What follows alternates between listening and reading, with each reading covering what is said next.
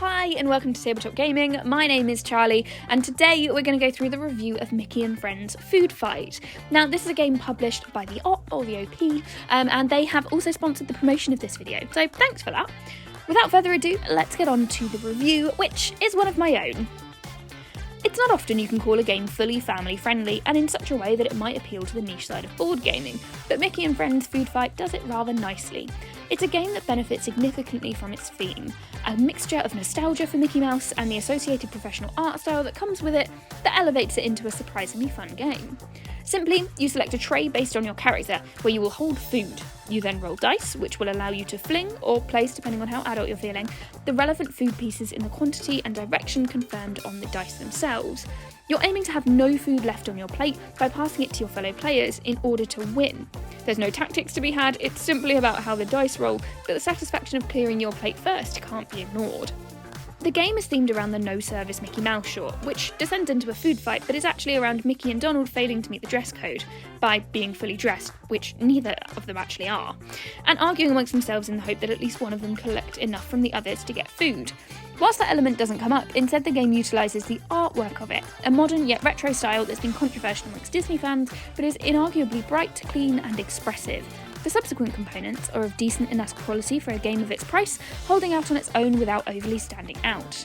It's nice to have a game that can be reliably played with younger family members with little to no adjustment. Ours was merely a left or right sticky note to nudge which side was which when the L or R came up on the dice. Perhaps the only other Disney themed game that regularly makes it to the table is Villainous, but that has a recommended age rating of 10+. Others available fall straight into the children's game market as opposed to the hobbyist. There's plenty of opportunities to play the game differently as listed in the rulebook. Once you've played the standard version, you might prefer their Potluck version, where a certain combination of dice sees you passing your tray onto fellow players, leaving you with theirs, whilst trying to still get rid of all the food on your tray. Alternatively, you can play the collecting version where you poach food from others' trays to try and complete the set, using the same rules but in reverse.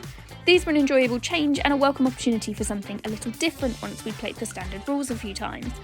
Whilst these alone are certainly sufficient to recommend it for families to play together, given a low barrier to entry, good fun to be had, and general competitiveness, the game really steps up when you add a timer into the mix. It's not a rulebook recommendation, but became our homebrew rule quite quickly. The game plays in around 15 minutes most of the time, but should we set a 10-minute timer? Or less if we're feeling particularly mean? The dice rolling becomes a lot more frantic, the movements faster, and the frenetic energy of a food fight much closer to the theme. It has a little more of that urgency you get from games like Escape the Curse of the Temple, as well as the delight of repeatedly throwing dice within a time limit, all whilst exaggerating the fun parts of Food Fight.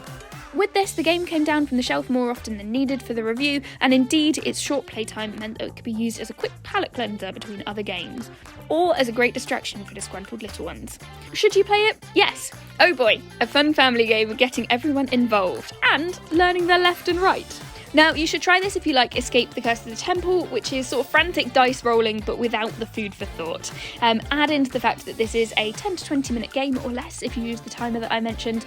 You'll play it with around 3 to 5 players, you're looking at ages 6 and over, and it costs only about £20 to get your hands on. I hope you have enjoyed this review. If so, you should absolutely like and subscribe, but also be sure to check out the magazine where this originally featured. All the links to do that will be in the description. As always, thanks so much for watching and have a great day!